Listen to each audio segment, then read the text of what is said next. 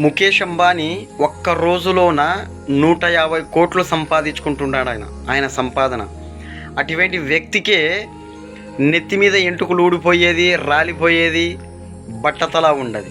ఆయన కొడుకు కూడా బట్టతలానే ఉండదు. అటువంటి వ్యక్తికి 150 కోట్లు సంపాదించే మనిషికే నయా పైసా టెన్షన్ లేదు. ఎంటుకలు ఊడిపోతున్నావు కదా, ఆ ఆయిల్ వాడాలి, ఈ ఆయిల్ వాడాలని చెప్పి.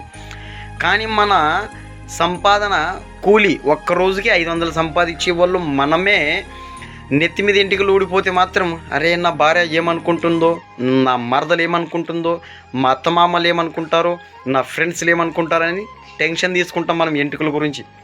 తీసుకొని ఆ ఆయిల్ వాడాలి, ఈ ఆయిల్ వాడాలని చెప్పి ఆయిల్ గురించి మనం డిస్కషన్ తీసుకుంటాం. ముఖేష్ అంబానీకి లేని టెన్షన్ మనకెందుకన్నా?